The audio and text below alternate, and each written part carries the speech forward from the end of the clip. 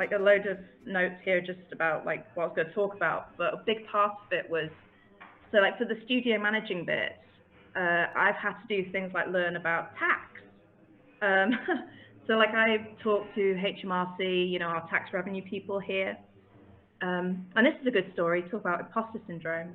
There was one time right at the beginning where there was some paperwork and there was a box I was meant to tick and I didn't know. I didn't tick the box, and then we got a tax bill for like £20,000. And we were like a little indie development company. And I was like, I've quit, I've ended the company. I've just killed Overcooked. I've just killed Overcooked. And I cried. I went in the bathroom and I cried so hard. And I was like calling the tax people and I was like, I don't know what I'm doing. I don't know what I'm doing. I'm just, you know, I'm just an indie developer. I'm just learning as I go along. I don't know. And you know what? She was amazing, the lady on the other end. She said, look, we expect people to make mistakes. You know, nobody doesn't make, you know, every single person will make a mistake. And it's kind of an animal at the other end who would go, oh, no, you're going to jail now because you didn't tick that box.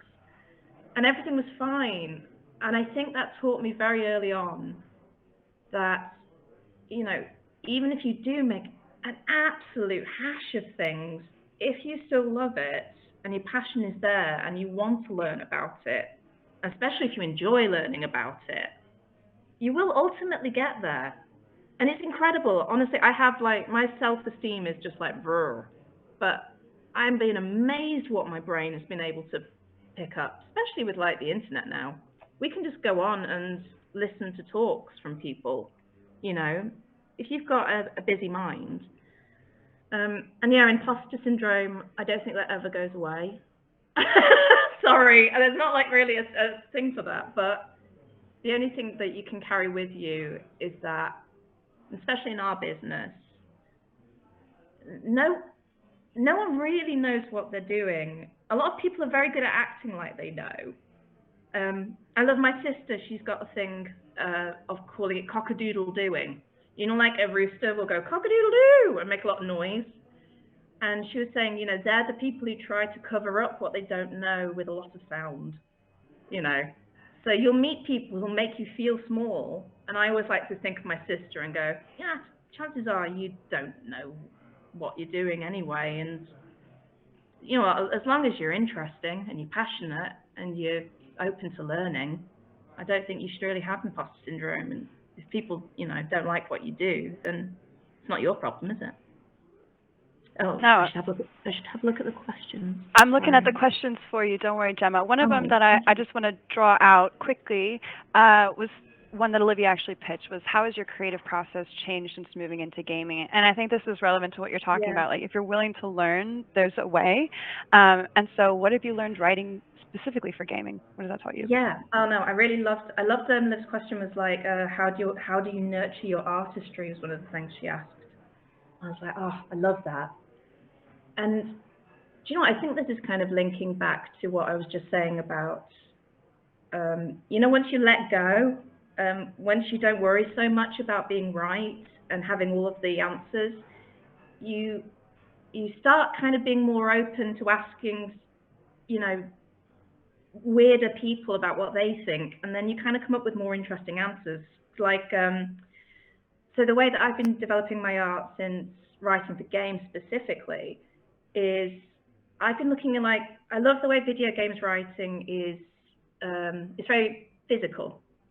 So you'll be like, you have to propel the player forward. Literally physically, you've got to make them press those buttons. You know, you've got to, because they can put down the game anytime they want. You've got to physically move them. And I've loved learning what I've taken from that, and then going back to like theatre, which is I still write for theatre. Like going back to playwrights and talking to them about how they could implement things that I've learned from games writing into plays. And I've loved talking to games writers and saying, oh, you know, let's talk about character development and, you know, things that are taken seriously in, you know, in theatre. Because, I mean, in the games industry, not so much in Ghost Town, but for a lot of, well, for many studios, kind of story is still secondary to gameplay, which I do agree with to an extent. I mean, this is another big thing I had to learn, a difference between writing for plays and writing for games, is that in theatre you can be the prima donna and the world is yours and you've just created all these beautiful human beings and everyone kind of worships you. You come over to games, and if it's not fun, it doesn't matter how good your story is. So the designer is king, and the designer is the person that you work with and work around and work alongside. And I suppose that's part of the question is, as an artist, working for games specifically has made me a much more generous artist, and just, I think, more just generous with my questioning. And it's why I was excited to talk to you guys, just talking to people who aren't necessarily in exactly the same box as you. Does that answer your question at all? Oh, and then some, I think. Yes, it does. Thank you so much. But yeah, I was trying to think. I was saying about how do I nurture my artistry. I do like talking to other people who are in your field is like the absolute best, and inspiring cross-pollination. But you know what, at first when I was young, I never nurtured it. I never thought of nurturing your artistry, and actually, I think I always thought you make it, once you're successful in your field, you've made it, rather than actually linking what you're making to how you're changing as a person, and how the world's changing, and how you can change your art and yourself with it, if that excites you, if you know what I mean. Gemma, I'm wondering, can I just move you quickly through some of these questions, because they're not really technical, they're really artistic driven, and then I do want us to segue to your activity whenever you're ready. But I just love this conversation. We're so running out of time. Oh, no, we're not. We have the space for 2 hours. Don't worry about it. But thinking about how you nurtured your creativity. So who has really championed your creativity in the professional space, and then how do you pay that forward apart from spending time with us on a Friday evening? How are you paying it forward? Yeah. Oh, that definitely is it's part of it. But so I've been very lucky. I've had Debbie Bestwick, who is CEO at Team 17, who is our publisher, who's Overcooked's publisher. She's incredible. She's like a woman who, she grew up on an estate. She was thrown out of home when she was like 16. She worked her way up, and now she's like a multi-millionaire, and in a very male-dominated field, And like I say, when I first turned up, I was good at my job, but I was doing a lot of crying. And she was the one who's kind of pulled me up and been like, no, you've got to stop, especially women, or anyone from any minority, I'm LGBT as well, so you're kind of told to be to be small and to kind of just stum a little bit. And she taught me to just stop it. It's not helping anyone, and it's not going to change anything. And if you want people who are a bit more, I don't know, interesting, with new stories and new creative outlooks to come up, through the system, you've really got to tell people to stop. Just stop being modest, and if you know that your work is good, or if you know that you've got something that you can share that no one else is going to share but you're kind of being a bit of a dick if you just kind of keep it low key, and she was the one who promoted that. And so when the BAFTA thing came up, normally that would have absolutely crippled me, the anxiety of it, but I was like, no, I'm not.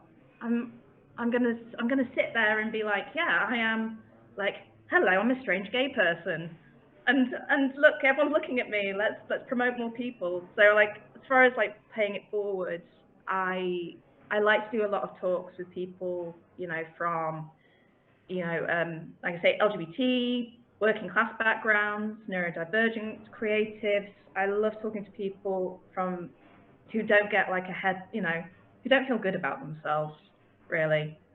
And so honestly, I am mad flawed. I have no concentration. I am all over the place, but I am amazing at my job. And you can be both. You can be completely nuts and really good at your job, or a really good creative, you know. I needed to hear that. You can. I hate this thing of like being in control. Yeah. Like, yeah. And you were saying that part, how do you develop yourself? Another thing as well is I've started trying to develop myself just as a person by listening to like podcasts by like CEOs and leaders, and they're all nuts. They're like the people who are very open with their vulnerability, I think is what I'm saying. They make good leaders because or good creatives because they recognize and share vulnerability in other people. So. I love that. We have creatives and we have leaders in this space, so I'm very, very glad that they just said that, because I do believe in leading with vulnerability. Yeah, I want to... Oh, sorry. No, you go ahead. I was only going to say my mum and dad had a hairdresser's, and it is relevant, and they kept this hairdresser's going for like 30 years. And I always said to them, you know, like, how did you do it? And they said, you know, just you make the people that you're leading feel like they're part of your family. And if you do that genuinely and you treat them well, they'll never leave. And I think I've kind of taken that as just what I do with people and the strangers that I meet. And it works. That is solid advice.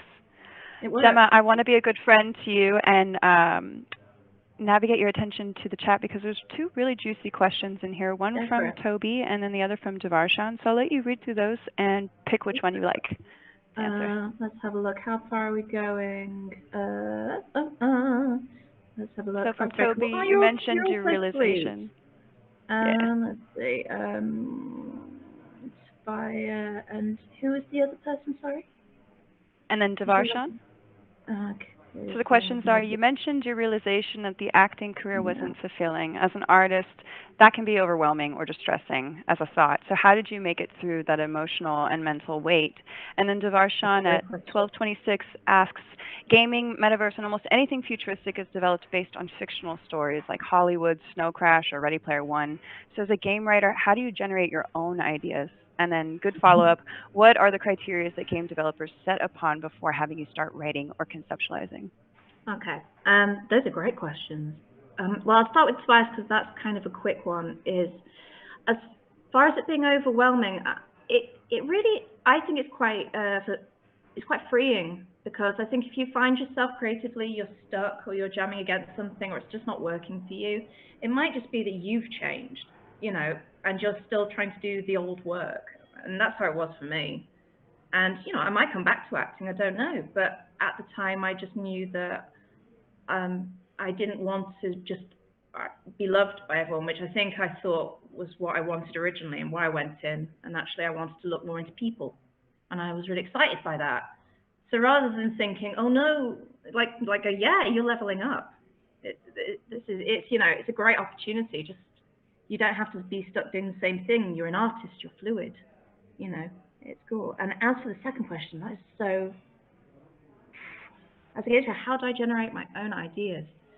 I wish this is when I find it so hard not to talk to you about the new game. I mean, I find it helps that I think because I'm a playwright as well, I am open to, you know, weird stories. Like recently there's been a play in Manchester about a robot nun, and that's awesome. Like, I would love to see a game with robot nuns. Like, I mean, to be honest, if you go into if you wanted to think of new ideas, you probably wouldn't go too wrong if you went into theatre. Look at fringe theatre, look at just all kinds of things, read, look at the world, look at, you know, some mechanics. I find like movies sometimes do mechanics accidentally without knowing they've done it, and you think, oh god, that'd be a great idea for a, you know, for a game story. But it's kind of the same as anything. I find like the idea for this game that I've done now, that came out of just something that someone, do you guys know about Debbie McGee? No. So she was a magician's assistant, and she wasn't allowed into the magic circle until the 90s. And basically, magician's assistants are magicians. And she was like the first woman allowed in, you know. And I was just told that, and I just went, oh, and that was where the idea came from. So yeah, I guess just be open as far as that. Follow up. What are the criteria that game developers set? Right, yeah. So as far as game developers and stories, and I know we're running out of time, so I'll try and quick. And actually this runs into the exercise, so actually it's relevant, is it depends who you're working with. So as you guys all know, because there's a fair few gamers in here, you've got your AAA games that are like your top end, so that's your Bioshocks, Assassin's Creed, and you know, that kind of thing. And they'll have teams of hundreds of people.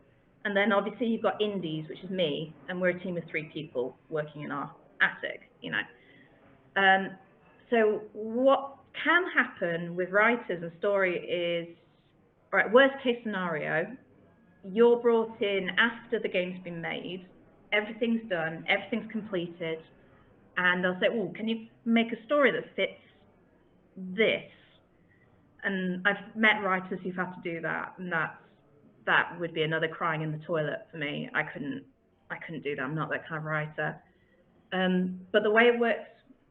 Oh, and another thing, if you're in AAAs as well, then your story has to trickle through loads of different people, and you're not even there. So it's got to go through, you know, programmers, designers, animators, artists, you know, audio. Your story can just get diluted, and it's kind of a scary thing. But in indie games, what me and Phil did is, for this new game, we sat and we talked about what he'd like to do as far as mechanics go. I talked about the themes that I would like to look at and what I'm interested in. And then we kind of figured out how we could make the mechanic match the intention. I've got a good example of this. Oh no, not too bad. I've got a good example of this, of like how games can kind of create an emotion that you as a writer want to generate. Like in a game, you can have like a dog, and it can say like, you know, press X to pat the dog. And then you pat the dog, the players actually had that feeling, and then the dog wags its tail and it's happy. And, you know, you could use something like that as a mechanic if it was like, the theme was, you know, small actions of love, something like that. You know, so you can, what's exciting as a writer, I can think, well, I'm really interested in this theme. Physically, how can you as a designer serve the theme, and how can I as a writer serve your design? And that's how it develops. But that's a golden, like, I don't think many writers have that experience, but I've been very lucky. Is that good? Is there more? Are there more questions? Does that help? Oh, this is so helpful. It's a spoonful of sweet medicine as far as I'm concerned. This is all great. I'm really, just for me, I think the thing that I'm like really digging into is this notion of gameplay writing as a thing that motivates players forward in space and to do things. And I just think that's such a really unique perspective, and like a mechanical perspective to come from. Do you ever find yourself evilly applying that in your real world as you get people to cook these dishes? Well, no, I mean, as far as the real world, I find myself doing Overcooked. Like, I'm over cooperative now. Like, I will say to people, I am passing you the salt now. I'm in real life. Like, I'm not in the game anymore. But no, it's like, have any of you guys played that Dragon Cancer? It's a very little game. It won a BAFTA. I watched gameplay of it, for sure. Oh, so you saw it. I know about it. Yeah, I couldn't play it. But if you're talking about people having physical responsibility, a game player having physical responsibility, I think there was something like, the story is about, it was made by a husband and wife team, and it was about their child died of cancer, and it was, you know, and they made a game about it, you know. It was a beautiful game, but there was one bit when there was a crib, and it said, press X to look into the crib. And I was just like, oh, no. And I had to put down the controller. I was like, I mean, I respect it, but I can't. But no other, like, people think of technology as it's a virtual thing. It's not a physical thing. But you can't do that. You can't do that with theatre. Have that sick feeling that you could have, with technology. You can actually make people responsible for the physical actions virtually, and that's really interesting. But no, not in real life, I don't think. I'm very sweet in real life. I'm very honest as well. I'm not very there's no ulterior, like, I'll just, rather than trying physically, going, do this to make you love me, I'll just go, please love me. Can you continue to honestly answer this next question? I think it's been posed twice, so I want to make sure that we get to it. How hard was it to get a job a job or an internship in the gaming industry? We have Johan here who really wants to do something related to video games, and they have also heard of that dragon cancer. As far as internships go, I'm going to be honest, but I can only go from my own personal experience. It's not easy. Your best bet if you wanted to get into video games, would be there's different routes. If you go with bigger companies, people start out as QA, as testers, and they kind of work their way up that way. But if you wanted to work in indie games, it depends what capacity you're in, obviously, or your experience. But the advice I give here is every town or every city has an indie games meetup. They all do. London has one, Manchester has one. It's usually monthly. Or, just follow people on Twitter that are your favorite local indies and just go where they go and talk and make friends. And honestly, that's the best way of getting in, especially into indies. I don't know how it is with bigger companies, but I think getting internships are kind of competitive nowadays, if I'm being honest. But yeah, indie's lovely as well. We're total geeks. It's a joyous thing as well. Come, go find your geeks. Go find your people. Gemma, I have a question. And this is really to anybody who has played this game with a multiplayer, with someone that they love, that they're in deep partnership. Are you aware of the monster that you have created with Overcooked? Yeah. It is the most trying partnership game I have ever experienced. And this is what it does to my hands. It does this. Well, yeah. Well, you can't hide yourself. I think it's total honesty, because for people who haven't played it, it's what you're doing is you're just cooking a burger, say, and you've got to work together to you got to, if you don't communicate, you'll lose, because all these orders are coming in, and you've got to say, chop that, okay, I'm doing this, I'm doing that, I'm doing this, I'm doing that. But the flip side of that question, we've seen people like people we thought were tight couples fall out. But yeah, on the flip side of that, we've had so many emails from people who, especially over lockdown, who've been I had problems communicating. We had an amazing email from someone who said, I think they were in China, and they were saying that they were LGBT, and they were very depressed and very repressed. And they said by playing through that just with their friends, that they learned to talk. And they were talking, and after the game, they talked a bit more with their friend. And she said, then I got easier, and then I could talk to a doctor, and then I talked to a doctor, and then the more I talked, the more I was able to talk, and then I talked to my parents, and it was just absolutely. So yeah, absolutely, it's a monster. But the amount of bonding emails we get of people saying, thank you, I played this with my mum, because it's an easy game. It's for non-players as well. It's 2 buttons. So the difficulty isn't in the game, it's in the communication. So anyone can play it. It's not a hard game, it's just the communication and the strategy is hard. Yeah, I do all the community for Overcooked. So if you ever talk to anyone, it's always me. And I've been so honored just the amount of stories that I've heard of people bonding over Overcooked has been just amazing. It's a very, very good monster. It is a wonderful tool. It's like the Cookie Monster. It's a cookie monster. That's great. That's great.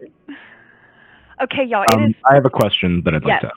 Please, Dion, go ahead. So I didn't want to ask this earlier because it would have thrown the course of the conversation off, but I'd like to know about the, I guess, skills, trials, and tribulations that you've had to go through as a manager of an independent game studio. Yeah, no, I wrote this down of all the things I do because I do so many things. So trials and tribulations. So yes, corporation tax and licensing and VAT and all of the bureaucracy. I've done a whole ton of falling. But you know, you learn and you get back up and you get it right next time. You know, I do audits now, but like I never would have thought I did audits. But a big part as well has been as a person. I think the biggest thing I've learned is how to stand up, not just stand up for myself, but stand up for my place in the room.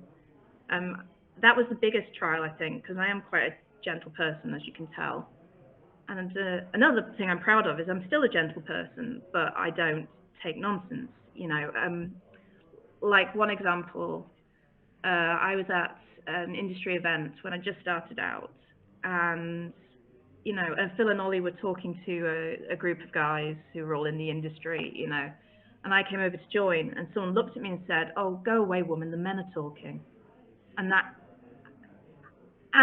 I failed. If we talk about stumbling, I did walk away, and I was always so angry with myself for that I did that, and I wouldn't do that now. But it was good. In a way, it was like and also like this is a male-dominated industry, and I had to learn, especially running a studio, because I liaise with, you know, different studios, different, like Team 17, we have a whole team there who are working on Overcooked, you know, content, while Phil and Ollie are working on the new game, you know, technically. And I have to liaise with all of the different departments. And these things I don't know. I have to talk to programmers, I have to talk to artists, designers, and I realized that the way to talk to these people was to learn what they do, or at least learn some of their lexicon, and you know, have an understanding and a kind of respect for their work that kind of says to them, look, you're going to have a respect for mine.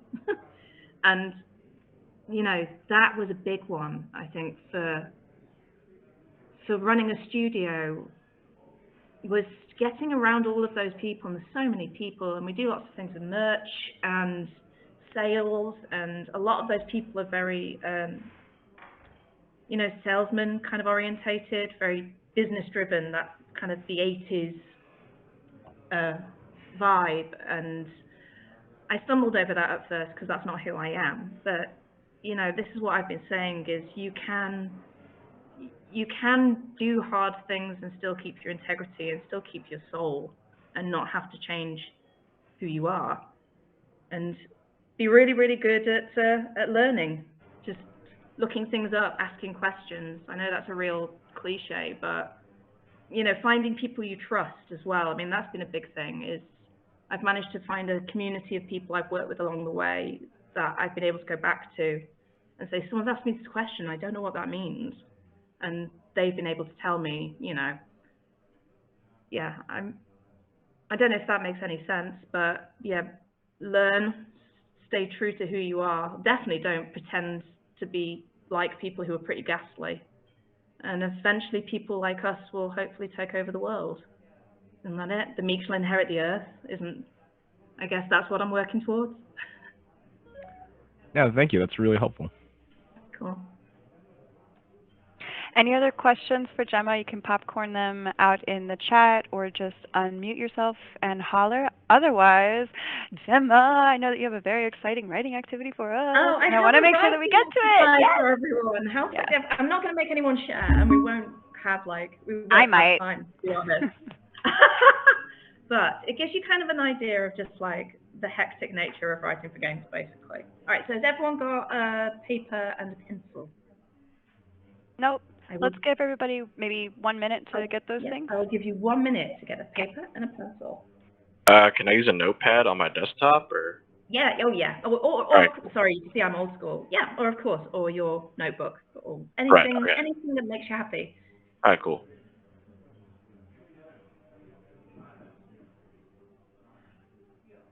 Oh, this has been so nice, guys. This is, yeah, very cleansing.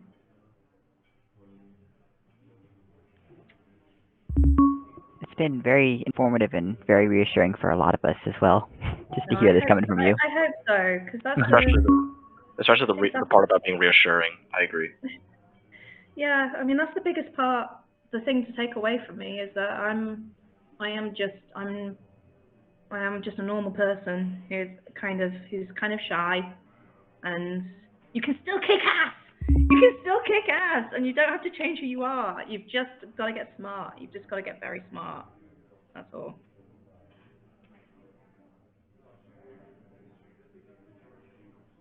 Be interesting. People don't know what to do when you're interesting. They don't know how to deal with it. Give us about 10 more seconds. Okay. And then we can kick off.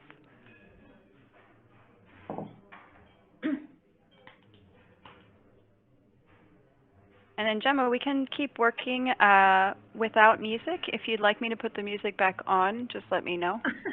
No, I think you're all right. I loved it, though. I loved it. The whole great. thing of coming in and the kitchens and music, it was just, it's so sweet. I'm definitely going to call Phil in a bit and, like, show him. Oh, my God. It's absolutely incredible. But yes. So, ready? It's just a bit of fun. All right, I'm going to kick off. Okay, so imagine you are the games writer.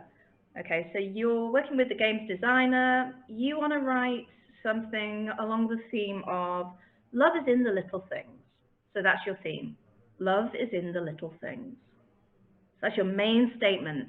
That's what you want your player to go away feeling, going like, oh, love's in the little things. And I want you to think, like, who's the best kind of character that you would use to portray that? So would it be, you know, someone who's grumpy, who needs to learn, you know, that their neighbors around them can make them happy, or anything you like? Just going to give you a second.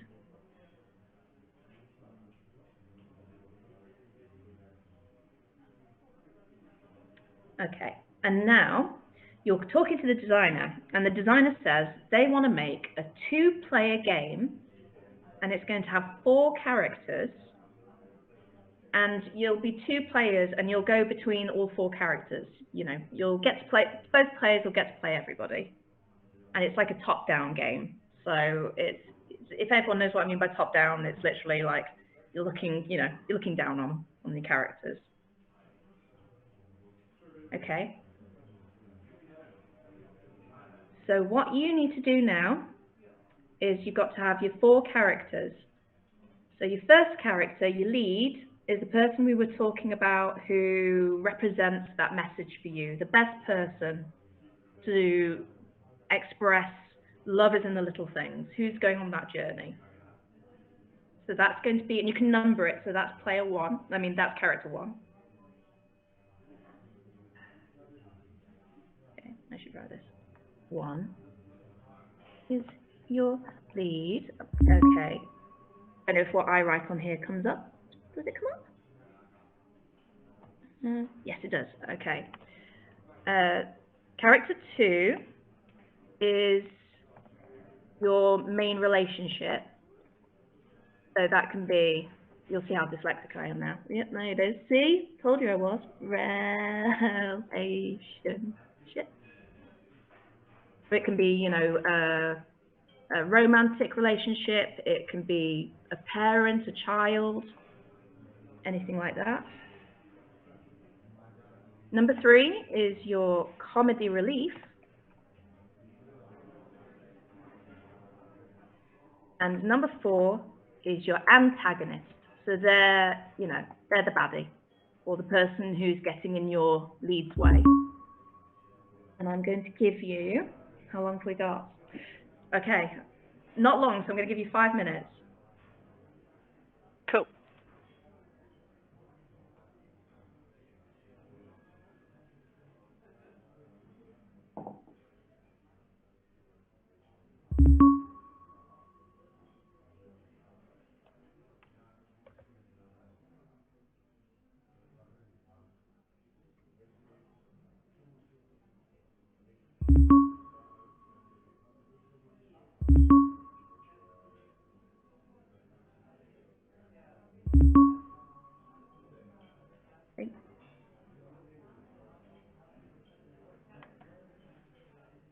Oh yeah, and I'm going to add another thing into the mix as well. I want 6 locations.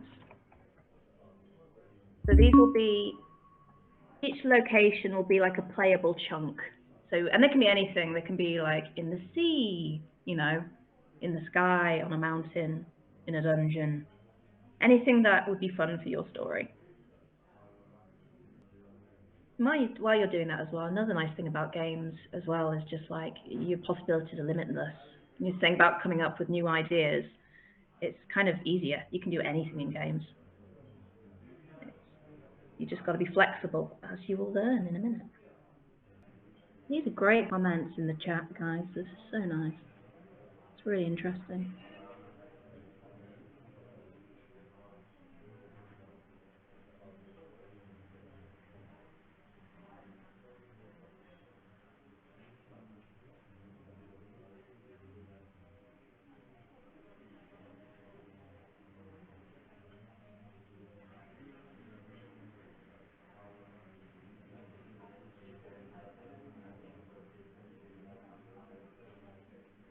Oh, you guys do a game dev certificate? That's fun. It's not fun. That's interesting. Okay. People in good position? Okay. So this is how sometimes writing in games works. And it's actually happened to me. So now, the designer comes up to you and they say, okay, they're cutting a character. One of the characters just isn't working. It's number 2. So number 2 is gone. Number 2 on your list is gone.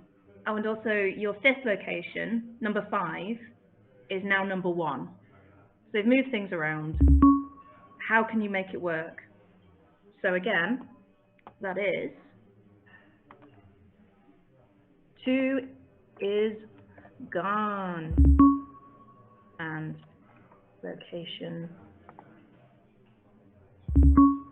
5 is now location 1. Okay? And you have just got till the end of the session, I guess. You got 3 minutes now just to think, how could you take that story and still make it work for you and make you happy with it? How would you embrace it? So that's the big thing about being a writer for games.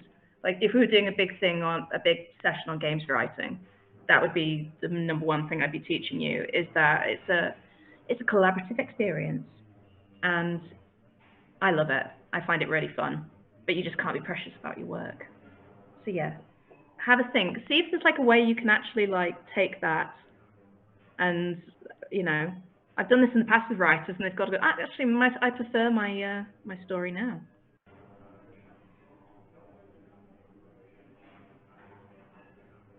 I like that. Cool kid. My loving family just turned into a single dad taking care of his baby, plus 10 empathy points. Exactly. See, you didn't need it.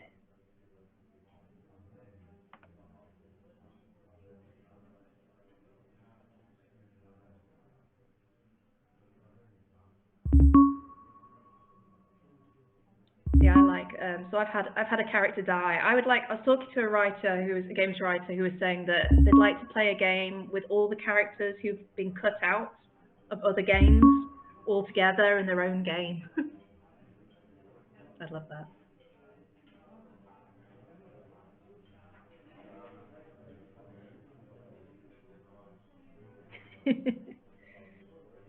It is killing your darlings. But that's the big thing. And actually, I think it's a good lesson for what we were talking about with people in different, you know, you've got different disciplines. I think you can't have darlings anymore, because I think you've got to be fluid in all kinds of things to do with technology anyway. You know, you can't be too precious, because the next thing that comes along, the change could actually be the thing that makes it better. You know, and you just got to, you know, stay fun. She says, I didn't think it was fun on the day.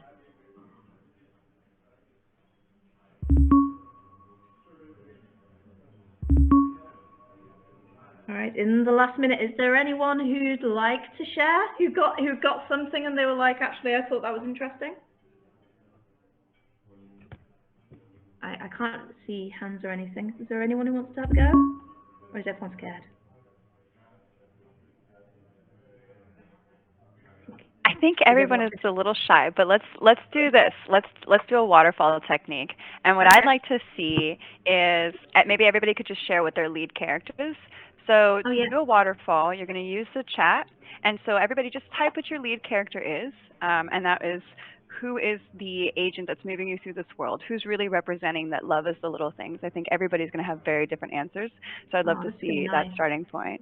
So just put your answer in the chat, but do not press enter until Gemma says go. Gemma's going to give us maybe 15 seconds to write our text out, and then she's going to say go, and then we'll all say enter or press enter at the same. Oh, that's very cool. 3,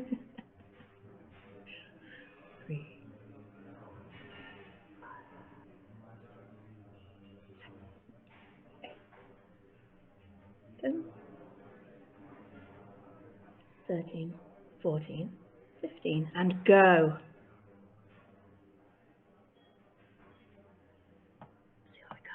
Oh yeah. Oh, this is great. Like this, maybe. The blob with a happy face. Characters, I focus on the picture, yeah. Enjoy this because love in a ruin while they're slowly regrowing back. Oh, nice. See, that was kind of what I wanted the nun play to be about, and it wasn't. Lonely soul, heartbroken character, cute rat. Boy, Thomas Jefferson, little student with his. Oh, this is great. Okay. So yeah, what's the best way of doing this waterfall? Because I like that.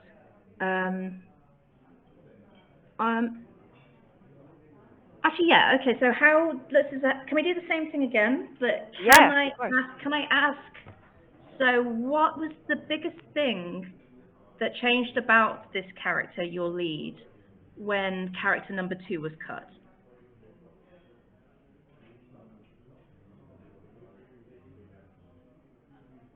I kind of adapted. Change.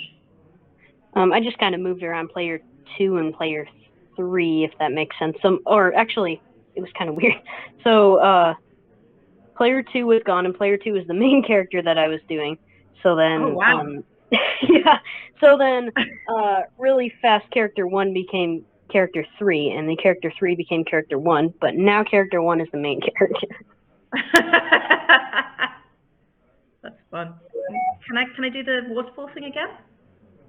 I want to know what happened. What was the big thing that made you think about? You know, did it change anything about their circumstance or their personality? Did it change the character at all?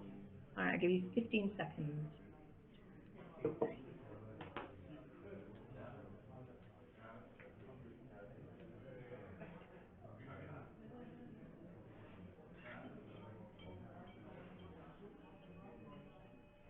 Okay, and go. Oh, wow. Oh, yes. Yes, Dane CT, I love that. Oh, this is great. But do you see, immediately, these are, more interesting, you know, these are interesting angles? I think because you're having to come from an uncomfortable place. I feel like it kind of just, oh, this is great. Well, that's great. That's awesome. Oh, this is so good. Yeah, do you know what? Well, this is exactly what I wanted you to experience. More around the little go on. Is that it's I think a lot of the questions you've been giving and kind of a feeling I get that you're anxious about is is just a feeling of kind of control, really, of looking like you're, everyone will know what you're doing, and, looking like you've got, everything together, and, just not having that kind of self-worth because you think other people have got it going. And it's like, well, like that feeling that we did when we just did that exercise, is things are literally taken from under your feet. It's fine. 15 seconds later, you just change your tack, and you know what? Sometimes you come up with more interesting outlooks. And that's the big thing I take from it is, just go with the flow. Go with the flow. Be yourself. Be weird. Everything's okay. Solid epitaph, solid words to live by, always, always, always. And I do want to just add that love is in the little things. Love is in the little things. It is in the little things. Love is in RSVPing to this event. Love is donating your time generously to guide us through this experience, to talk to us. Just professionals, as like real artists. And I just really, really appreciate this. It's 1:05 where we are. That does not mean that the party has to stop. Oh, no, no, no. We have this room for at least until the end of the hour. But Gemma, I just want to say thank you. I want to say if you want to wrap this up, you can. If you want to do another waterfall, let's do another waterfall. I'm just trying to be a good friend and a good steward of your time as well, because I do realize it's late where you are. Wait, no, you guys are absolutely lovely. I love, like, I can tell that we're on, like, the same kind of, I think we're all weirdos in here, and that makes me feel very happy. Yes, we are weirdos. So, yeah, if we could just waterfall our thanks for Gemma, I'll give us 15 seconds. I'm just going to languish this all out, but at the end of this speech, we're going to press enter all together and say thank you, Gemma, so much for your time. Thank you, Liv. Thank you, Liv. This has been amazing. Absolutely amazing. My God. Look at this. I'm honored. Oh, Gemma, it is an honor to do this for you. Like, Overcooked got me through my graduate year, so it's a pleasure to do this for you. All right, folks, go ahead and press enter if you have not yet. Let's go ahead and give Gemma a wonderful waterfall of thanks. So sweet. Yes, thank you so much. It's so pure. It's so pure. All right, if you've done one waterfall, get ready to do another one if you feel like it. I'm going to go ahead and jump into my other avatar. I'm going to put some Overcooked music back into the space with a very, very low volume. But y'all, the party does not have to stop. You do not have to stop interfacing with Gemma while she's still here. Please go up to her, write her in the chat, say thank you, play games, go check out this space. We have this space the rest of the hour. Gemma, you do as you like. We're so happy that you're here. And I just want to say thank you. I want to toss it back to Dan and Heather. Thank you so much, guys. Absolutely not. Yeah, you can do anything. You really can. You really can. I want to say thank you to everyone who came and who participated and gave their time and were really vulnerable to put things in the chat and to really take advantage of this time that Gemma gave to us. And thank you, Gemma, for everything. I agreed. I was so inspired. I was so inspired that I forced my husband to come. So he is now here as well. And now we get to compare notes on our games. And so maybe we'll make a husband-wife game, based on this. I'll do it. And everyone go indie. Indies are the best. Oh, you're a beautiful bunch of people. My goodness. All right, go enjoy your Friday, or your Friday afternoon, I imagine. All right, y'all. Thank you so much, Gemma. Y'all, I'm going to put some tunes back up. You might see a screen pop up. Just minimize it and lower the volume, whatever you need to do, but we'll get some tunes going into the space. Have fun. Say hi to Gemma. Say bye to Gemma. Play some games, and we'll be here.